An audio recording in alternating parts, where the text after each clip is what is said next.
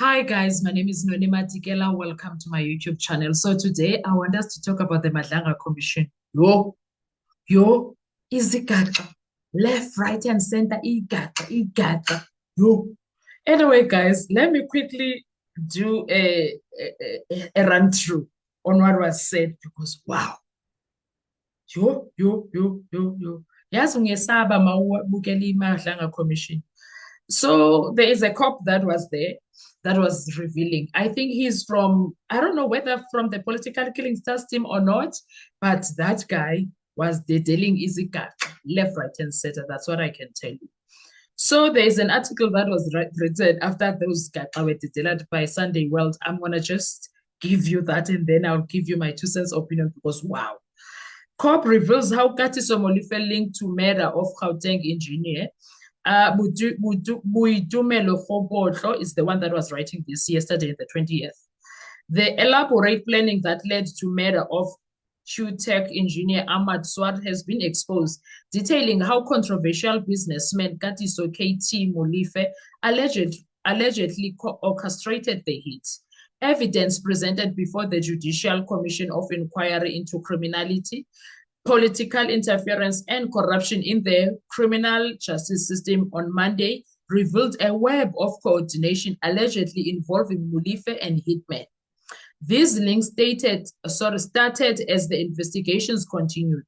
Initially, we had these 3 people that we had arrested for the murder of Ahmad Swart. And then when we did our initial investigation in what would be termed as a cell phone communication investigation, high-profile figure behind the murder, we could see that there was actually a person behind the murder who was a high up and who was actually ordering the hit of Ahmad Swart. And then that person was initially identified as Katiso Molife, who was then later arrested in this case, said witness A. So there was a witness A yesterday, and I think today also he's going to be there, who is a South African, who was then later arrested in this case, said witness A, who is a South African Police Services SAPS investigator from the Organized Crime Unit. I'm a police, guys. How the hell are we supposed to trust them? The witness testified anonymously, outlining how Molife, who is also accused in the murder of DJ Somebody, allegedly masterminded the Swart hit. Molife is currently out on 100,000 bail for the alleged murder of Swart and 400,000 bail for the alleged murder of DJ Somebody. Hang on a sec. How do they give him a second bail after there was a bail? That does not sound right. That does not sound right. The investigation linked Molife to Johannesburg Central Police official Michael Buletau through extensive cell phone communication and surveillance data. On April 12, 2024, 5 days before the killing, Molife and Tau made several phone calls to each other.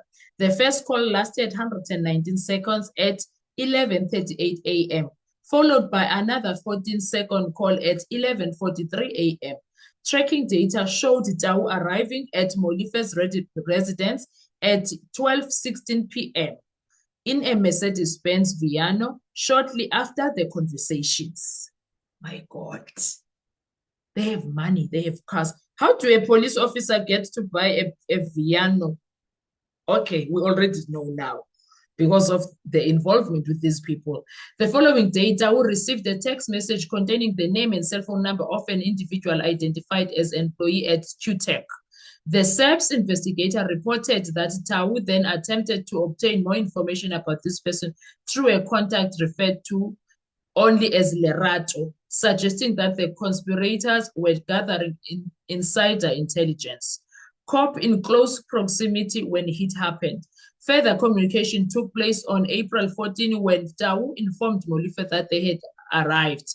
Cell phone tower data placed Tau's device within 1.98 kilometers of QTech's premises during this time, linking him directly to the area.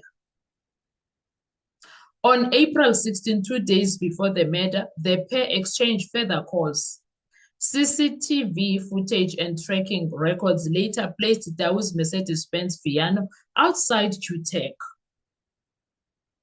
On the night before the assassination, the same vehicle was spotted once again at Molife's residence. The hitman used a white Hyundai i20 vehicle to follow Swart all the way to his workplace on April 17, 2024 morning, where he was murdered. I'm still trying to find out why was Swart murdered. Assassins nabbed in Cobb's car. Witness A said few hours after the hit, 3 suspects were arrested in Bramley, Johannesburg, in a Mercedes-Benz Viano. He also revealed that this is the same vehicle that belonged to Dawu and had been seen entering Molife's house a day before. Betunana. Yo. Dawu from being a cop to being an assassinator. Oh my God. Okay. A day before, entering Molife's house a day before the murder. In the vehicle where Dawu Musakekana and unnamed person who was not arrested as his involvement was to get rims for another Mercedes-Benz C200 that was stuck by the third suspect, Floyd Diego Mabusela. The police confiscated 4 cell phones, including a burner phone that no one claimed. We refer to it in the sense that it does not have internet capabilities. It's those small phones that do not have internet capabilities. Usually in the line of work that I'm in, we find suspects that have their smartphone, which is their personal phone, and they will use the so-called banners because they believe when they use it, it's not going to be easy to be traced, said witness A. Oh my God. Upopopo is traceable, guys. The other 3 phones belong to Dawu, Kekana, and Mabusela. The police also found the infamous 15 cartridges of a rifle that was in a transparent bag, a license plate linked to the stuck Mercedes-Benz C200 and the rim for the same vehicle. These 15 cartridges were then later going to assist us to link the suspects to the murder scene in Vereeniging or to the firearms that would later be found in the house of Kekana in the crime scene that is also in Bramley, said witness A. Jonga witness A ebededela konke, guys. Ebededela konke.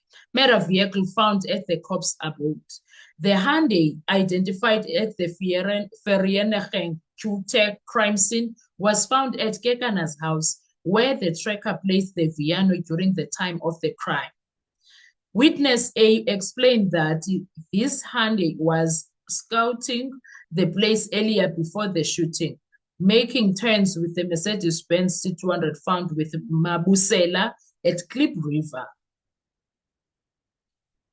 The same one that was stuck and needed a rim. This vehicle belonged to the daughter of Mabusela, so using the wrong plate number would assist in not being linked to the crime scene because it was picked up in the CCTV camera with the registration number that was wrong, said witness A. Who? They also found that the burner phone found with the Mabusela was also communicating with one found in the Mercedes-Benz Viano. The 2 phones had been in communication during the killing of Swart. Officers stalked by criminals. Witness A also revealed that after the 3 suspects made their appearance before the Vereeniging Magistrate Court, the team of detectives, including myself, was being followed by the vehicle that were parked in front of the court during the proceedings. He said these vehicles wanted them to get him to drive off the road, but he called his colleagues in vehicles in front of him to strategize a safer way to get to their office. They said they stopped and decided to avoid the R59 and go through the old Vereeniging road, but they were still being followed, but were rather intimidated this time. Guys, witness A, I hope, okay, this is my 2 cents. He is coming with a lot of information. I hope their voice has been changed because this is very dangerous. This is very, very dangerous. I give him a round of applause for what he is doing, but God, someone knows his voice. Someone somewhere knows his voice. I hope that the voice that we are hearing is not the exact voice of daily usage. It's not his daily voice. I just pray that everyone thought about that because this is dangerous. These are the big boys. This is when they say the underworld, this is what they mean. And I'm still curious, why was Amart Swart unalived? Why? I'm very curious about that. Anyway, guys, what are your thoughts when it comes to this? Because I'm very scared. I'm very scared of South Africa. I'm very scared. I'm very scared of the things that we do in our country. Sure. These people don't play. If they want to, they find you. Bayafana J, no crime intelligence. When you say police don't work, try doing things bad things, then they will show you that they can work. When they look for you, huh? That's what these guys sound like. I'm so scared. What are your thoughts when it comes to this? Because now I know Abokati Soketi, but I don't understand why is he out on bail? He was out on bail for another matter, yes, for 100K. But when we are finding out that there is another, he is not supposed to get bail. Okay. What do I know about legal things? Anyway, let's talk the comment section. Thank you so much. I will see you on our next video. Bye-bye.